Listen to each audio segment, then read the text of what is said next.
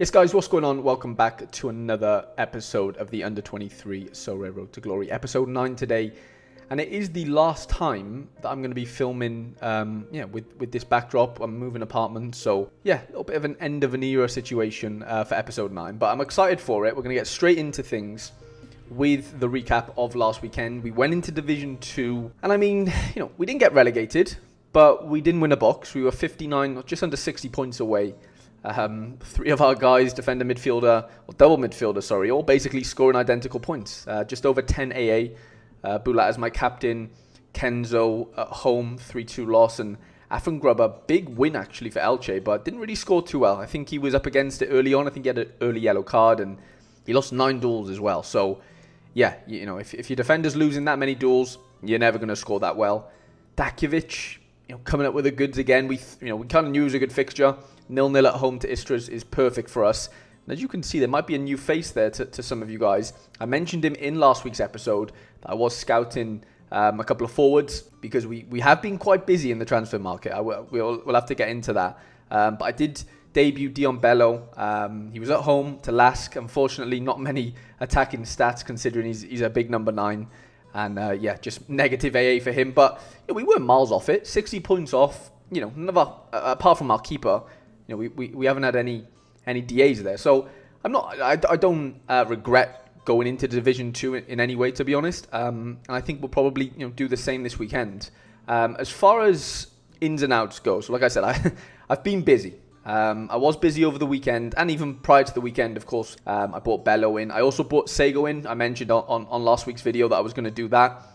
He scored okay on the weekend. Yeah, he got 12 AA, so he did outscore Bello, so I technically got that wrong. And I'm just seeing here public offers for £2.40. What did we pay? £1.88, so we're just ahead of the curve on him. I can't imagine. Well, to be fair, actually, Bello scored this midweek.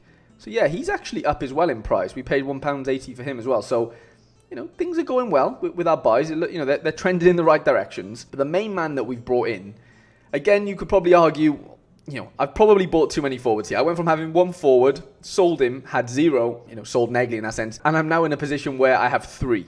With 1 lineup, the most I can play is, of course, 2. So, do I need 3 right now? Maybe not. I did maybe fall victim to a bit of FOMO over the weekend. Having a cash balance is something that I'm not used to having on this series. And so, yeah, I felt rich. I felt like, if I wanted to go out and buy a player in play, like I saw a player playing well, aka Topi, I had my scouts out at Aberdeen. They told me about this kid who, hasn't really done too much yet since signing for Aberdeen. Plays for Iceland as well. And he got 2 DAs on the weekend. Didn't really get much AA, but apparently he looked really, really good. Like I said, my scouts, really give me a bit of intel on him. What did I pay? I paid £2.99, and he's nearly trading for about a £5. So we're looking quite good on that if we were to sell into a bit of hype on him. But he does have a really good fixture this weekend, which we'll definitely get into again. I said we had 3 forwards. We technically have 4 because Sabai is obviously on his holidays in Saudi. So yeah, we've gone from no forwards, 1 forward to no forwards to having 3. As far as all the numbers go, we sold Negli for £4.90 after, Sorare take their 5% tax, which was a £2.46 profit, which is basically over 100% on him, which is amazing. That was ideally what we wanted to do. We did it. He didn't score on the weekend either, which is great for us. And yeah, sorry if you did play him and own him. But I'm definitely off the train for now. I'm sure you'll find a bit of form again. But I needed to diversify. I needed more options, and selling him for nearly a £5 was just a no-brainer for me. Seen as though how much we spent on him. Gallery value right now is at 35 quid. Now, of course, that's going off floor prices, which doesn't necessarily mean we could sell the gallery right now for that, but it would potentially go for maybe 30 to 35 quid. Considering we started with around 20 quid, it is trending again similarly. With the buys that we've just made with the forwards in the right direction. I'm not looking to sell them or anything right now, but I might sell 1 or 2 of the forwards prior to the deadline potentially if there's a bit of hype around them, and I can see that I can make a bit of a profit on them because the cash balance is low compared to what it was on the weekend after I didn't FOMO. Before I FOMO'd. £2.36 in the cash balance right now, which is fine. I'm not really in dire need of anything really. The next goal I think for us is to maybe flip 1 or 2 players, maybe have a balance of like a tenner, and potentially get another goalkeeper. I think that could be the play because as we're seeing with Dakovic, yeah, on a good fixture, he's definitely getting the clean sheets. He's definitely getting the good scores. But he's not always, he doesn't always have a good fixture, right? He doesn't play for the best of teams in Sibanek. And, ideally we have another goalkeeper where we can, play the matchups and swap and change each week. Play, in team 1, we play the goalkeeper with the better matchup. And then in team 2, if we have enough outfielders to field another team, we can play goalkeeper 2. So I think that is like the short-term goal in the next few weeks, maybe in the next week or so. If I can sell maybe one of these forwards that I've brought in, that's kind of my thinking. I am also going to be doing a giveaway in this video, so stick around to the end because I will be announcing or telling you guys how you can get involved in that. Let's go over to Predictify then, where I get all my predictions of my players. It is Wednesday whilst I'm filming this because I'm moving tomorrow and I can't film. I won't have any internet or anything in the new place. So yeah, I'm getting it done ready for now so I don't miss an episode because I love filming the Road to Glories. But let's check on a couple of our players then. So let's see the situation with Bass. So yeah, Bass unfortunately is still not in the starting trio at Sparta, which is annoying. He's at 30%. I think he came off the bench for like 4 minutes last game, which is not ideal to see, is it really? Who else do we really need to see? I guess we could go into the Jupiler League and see what Bolat is doing. So so he's at 80%. Okay, we'll take that. Who else do we really need to keep an eye on? One big thing that happened, of course, was Leighton Clarkson got a start this weekend against Dundee. There was a few injuries in the Aberdeen team. I think he would have maybe started anyway, but that kind of forced, I don't know, Aberdeen's manager's hand in having to play him. 17 AA in a 2-1 away win, and they're at home to Hearts this weekend.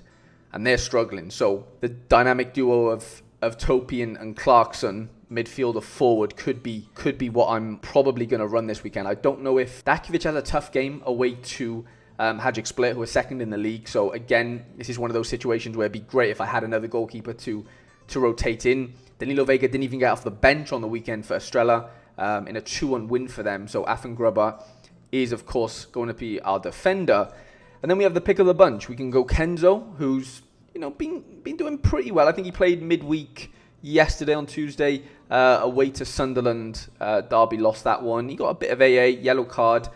Sego's at home to Dinamo Zagreb, who just played Monaco tonight in the Champions League. So they might field a bit of a weaker team there. He is at home, so I wouldn't put it past him and his team to maybe snatch a goal or two. You just got to hope that he's, of course, involved in those decisives.